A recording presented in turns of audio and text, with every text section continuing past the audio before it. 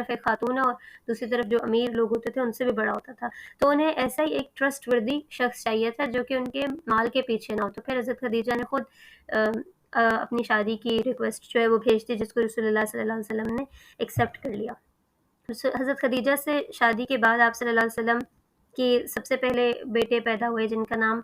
قاسم تھا، پھر اس کے بعد زینب، رقیہ، ام کلثوم اور فاطمہ پیدا ہوئیں، اور آخر میں بیٹے پیدا ہوئے عبداللہ۔ عبداللہ اس وقت پیدا ہوئے جب کہ اسلام آ چکا تھا، یعنی نبی کریم صلی اللہ علیہ وسلم نبی بن چکے تھے۔ لیکن رسول اللہ صلی اللہ علیہ وسلم کے جو دونوں بیٹے ہیں وہ بلوغت کی عمر پہ پہنچنے سے بھی پہلے وفات پا گئے۔ بیٹیوں نے البتہ اسلام کا دور بھی دیکھا، اور لیکن تینوں کی تینوں رسول اللہ صلی اللہ علیہ وسلم کی لائف میں ہی ان کی ڈیتھ ہو گئی، حضرت زینب کی، حضرت رقیہ، حضرت ام کلثوم کی۔ حضرت فاطمہ رسول اللہ صلی اللہ علیہ وسلم کی وفات کے 6 مہینے بعد تک زندہ رہیں اور پھر ان کی بھی ڈیتھ ہو گئی۔ اور رقیہ اور ام کلثوم کے بارے میں ہم جانتے ہیں کہ وہ رسول اللہ صلی اللہ علیہ وسلم نے ان کی شادی حضرت عثمان سے کی، پہلے ایک بیٹی کی ہوئی شادی، پھر اس کے بعد ان کی ڈیتھ ہو گئی تو حضرت عثمان کو دوسری بیٹی دے دی رسول اللہ صلی اللہ علیہ وسلم نے، اس لیے حضرت عثمان کو ذو النورین کہتے ہیں، یعنی دو نور والے، یعنی آپ کے گھر کے دو نور ان کے پاس تھے۔ تو حضرت زینب رسول اللہ صلی اللہ علیہ وسلم کے ساتھ ہجرت نہیں کر سکی تھی کیونکہ ان کے جو ہسبینڈ تھے وہ اسلام نہیں لے کر آئے تھے، اور اس کی وہ ہم نے بہت خوبصورت ایک واقعہ بھی سنا ہوا ہے کہ جس میں جب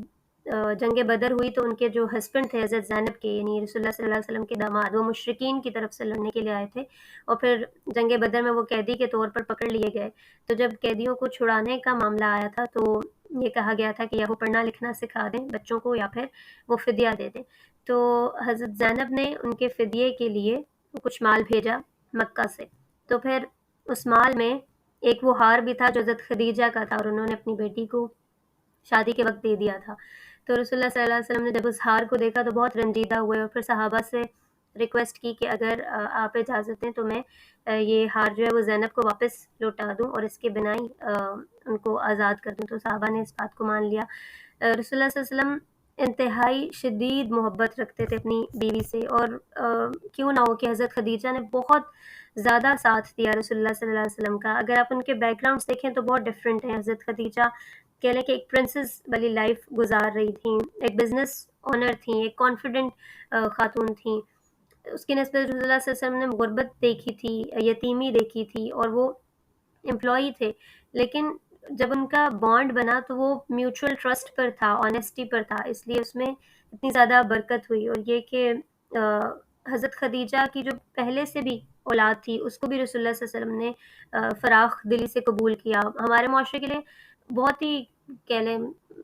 انفیملیئر، ناپسندیدہ سے سرکمسٹانسز ہیں کہ ایج میں بھی بڑی خاتون ہو اور پھر ان کی اولاد بھی اور پھر شادی کی جائے، لیکن وہاں کے کلچر کی کچھ خوبصورتیاں بھی تھیں، تو یہ ان میں سے ایک ہے۔ تو رسول اللہ علیہ وسلم جب شادی کر کے گئے تو پہلے سے حضرت خدیجہ کے بچے بھی تھے اس گھر میں، اس کے علاوہ حضرت زید جن کے بارے میں ہم نے پڑھا ہے کہ وہ غلام بنا لیے گئے تھے اپنی چھوٹی ایج میں، تو حضرت خدیجہ نے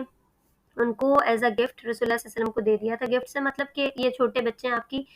خدمت کریں گے، آپ کا کوئی کام ہے، بازار سے کچھ لانا ہے، کوئی اور چیز ہے تو وہ کریں گے، لیکن وہ ایک بچے کی طرح گھر میں رہتے تھے۔ اور اس کے ساتھ رسول اللہ صلی اللہ علیہ وسلم اپنے ساتھ حضرت علی کو بھی لے آئے تھے۔ اب یہ بھی ایک سٹرینج بات ہے کیونکہ حضرت ابو طالب جو حضرت علی کے والد ہیں ان کے ٹوٹل 10 بچے تھے، تو مالی حالات ان کے کچھ بہت زیادہ اچھے نہیں تھے، تو رسول اللہ صلی اللہ علیہ وسلم نے چاہا کہ میں اس طریقے سے ان کی ہیلپ کر دوں کہ میں بانٹ لوں۔ ان کے ایک بیٹے یعنی حضرت علی کو رسول اللہ صلی اللہ علیہ وسلم ساتھ لے آئے تھے، اور ایک اور بیٹے کو کہا جاتا ہے کہ ان کے ایک اور بھائی تھے انہوں نے لے لیا تھا، یعنی جیسے کہ آپ پرورش کے لیے خود لے لیں تاکہ ان کا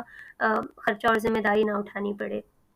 تو یہ وہ گھر تھا جس میں حضرت خدیجہ اور رسول اللہ صلی اللہ علیہ وسلم نے اپنی لائف کا آغاز کیا، کہ اس میں آلریڈی 5 بچے تھے، لیکن اسٹل اللہ تعالیٰ نے ان کے درمیان میں اتنی موافقت اور محبت رکھی کہ رسول اللہ صلی اللہ علیہ وسلم حضرت خدیجہ کے جانے کے بعد بہت رنجیدہ ہوئے، اور صحابہ کہتے ہیں کہ رسول اللہ صلی اللہ علیہ وسلم سے زیادہ ہنسنے اور مسکرانے والا ہم نے کوئی نہیں دیکھا، لیکن حضرت خدیجہ کے جانے کے بعد کئی دن تک آپ صلی اللہ علیہ وسلم نہیں مسکرا سکے۔ اور حضرت خدیجہ کے بارے میں آپ صلی اللہ علیہ وسلم کہا کرتے تھے کہ خدیجہ نے مجھے تب قبول کیا جب لوگوں نے مجھے ٹھکرایا، اور وہ مجھ پر تب ایمان لے کر آئیں جب لوگوں نے مجھ پر شک کیا، اور انہوں نے اپنا مال مجھے تب دیا جب لوگوں نے مجھے اس سے محروم رکھا، اور اللہ تعالیٰ نے ان کے ذریعے سے مجھے اولاد سے نوازا۔ حضرت خدیجہ کے علاوہ آپ صلی اللہ علیہ وسلم کی کسی اور ازواج سے آپ کی اولاد نہیں ہوئی سوائے ماریہ قبطیہ کے، ان سے ایک بیٹے پیدا ہوئے تھے اور وہ بھی بہت چھوٹی ایج میں ان کا انتقال ہو گیا تھا۔ تو حضرت خدیجہ نے نہ صرف یہ کہ اسلام آنے کے بعد آپ صلی اللہ علیہ وسلم کی مالی اعانت کی ہے، بلکہ اس سے پہلے بھی ہمیں روایات سے پتہ چلتا ہے کہ رسول اللہ صلی اللہ علیہ وسلم جب بھی یتیموں اور مسکینوں پر خرچ کرنا چاہتے تھے تو یقیناً حضرت خدیجہ کا ہی مال تھا جو آپ صلی اللہ علیہ وسلم کے ساتھ شیئر کری تھیں اور خوشی سے خوش دلی سے شیئر کری تھیں، اور پھر آپ صلی اللہ علیہ وسلم وہ تمام کام کر پاتے تھے جو بھی نیکی کے کام وہ کرنا چاہتے تھے یتیموں اور مسکینوں پر خرچ کرنا۔ اس کے بعد رسول اللہ صلی اللہ علیہ وسلم کے اوپر جو پہلی وحی کا آغاز ہوا ہے اس کی تھوڑی سی ڈیٹیلز پڑھ لیتے ہیں۔ ہم نے جو بچپن سے سن رکھا ہے اس کو میں بہت تیزی سے گزاروں گی، کیونکہ وہ ہم سب جانتے ہیں کہ کیا اس کی ڈیٹیلز ہیں، کیونکہ میں اس سے ایک تھوڑا ڈفرینٹ نیریٹو بھی پیش کرنا چاہ رہی تھی، تو آئی ہوپ کہ آج میں وہ کور ہو جائے گا انشاءاللہ۔ تو حضرت یہ بخاری کی روایت ہے اور اس میں حضرت عائشہ فرماتی ہیں کہ رسول اللہ صلی اللہ علیہ وسلم پر وحی کی ابتدا نیند میں اچھے خوابوں سے ہوئی، یعنی آپ کو ایسے خواب آتے تھے جو بہت کلیئر ہوتے تھے، جیسے ہمیں جب خواب آتے ہیں تو اس میں ایک دھندلکا سا ہوتا ہے، امیجز بہت کلیئر نہیں ہوتے، جگہ کلیئر نہیں ہوتی، لیکن آپ صلی اللہ علیہ وسلم کو جو خواب آتے تھے وہ بہت کلیئر ہوتے تھے۔ پھر آپ صلی اللہ علیہ وسلم کو تنہائی محبوب ہو گئی، یعنی ان خوابوں کو دیکھنے کی وجہ سے آپ کی طبیعت پر یہ اثر پڑا کہ اب آپ تنہائی پسند ہو گئے، چنانچہ آپ صلی اللہ علیہ وسلم غار حرا میں خلوت اختیار فرماتے اور کئی رات گھر تشریف نہیں لاتے اور عبادت میں مصروف رہتے۔ اس کے لیے آپ صلی اللہ علیہ وسلم توشہ لے جاتے، یعنی کھانے پینے کے لیے کچھ چیزیں، اور پھر جب وہ ختم ہو جاتا تو حضرت خدیجہ کے پاس واپس آتے اور تقریباً اتنے ہی دنوں کے لیے پھر سے توشہ لے جاتے۔